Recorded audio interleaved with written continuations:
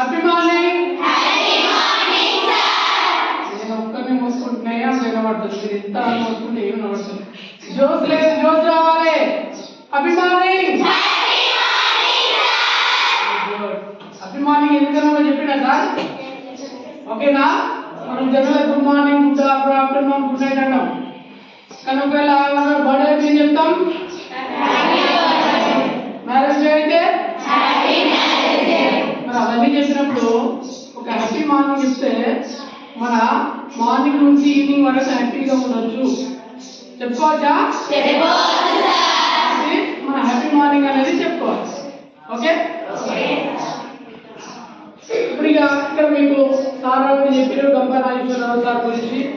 ఆయన స్థాపించిన ఏదైతే ఇంపాక్ట్ ప్రోగ్రామ్ ఉందో ఇది ఇక్కడ మీకు చెప్పడానికి, ఎందుకంటే ఇదే సెషన్ మేము బయట ప్రైవేట్ స్కూళ్ళలో చెప్తే మాకు 20,000 to 50,000 వరకు రావడానికి ఛాన్సెస్ ఉంది.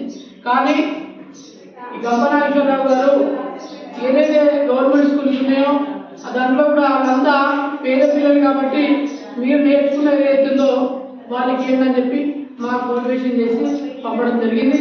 కాబట్టి మేము నేర్చుకున్నది మీకు ఇస్తాం, మీరు నేర్చుకున్నది ఇంకా వేరే వాళ్ళకి ఇవ్వాలి. ఓకేనా? రైట్. ఇప్పుడు నేను మీకు ఒక అద్భుతమైన భూతం గురించి చెప్తా. ఓకే, భూతం దయ్యం చూసిరా? చూసిరా? చూసినవాళ్ళంటే హ్యాండ్ రైజ్ చేయండి. ఎవరు లేదు కదా? కానీ ఇప్పుడు నువ్వు పట్టుకొని దాంతో ఆడుకునే ఒక భూతం ఉంది, ఒక దయ్యం ఉంది. దాని గురించి ఇప్పుడు మనం డిస్కస్ చేద్దాం. ఓకే, అంటే అనవసరంగా మీ ఇంట్లోకి వచ్చిన ఒక సెల్ ఫోన్ భూతం. ఓకే, ఇప్పుడు మనము ఈ సెల్ ఫోన్ వల్ల ఈ మొబైల్ అడిక్షన్కి అయితే మన పరిస్థితి ఎలా ఉంటుందో, మనం మొబైల్ అడిక్షన్కి ఎందుకు కావాలో మనం డిస్కస్ చేసుకుందాం. ఓకేనా?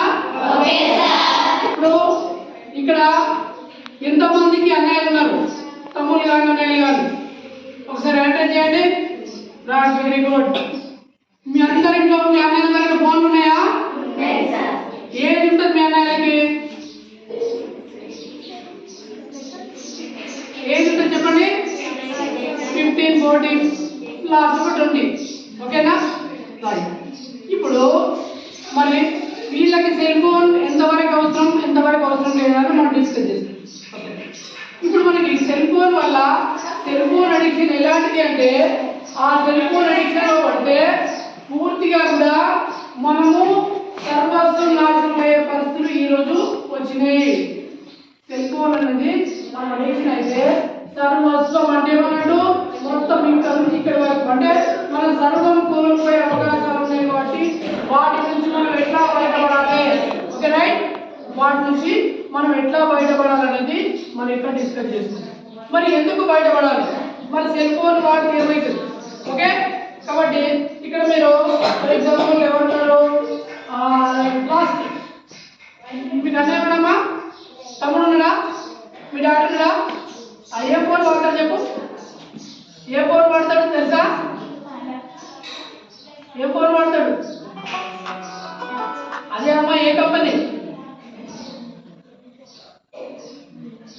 అడిగలేదా? ఇంకెవరు చెప్పాలంటారా? సెల్ ఫోన్ల కంపెనీలో తెలియదా? తెలుసు, మరి చెప్పండి.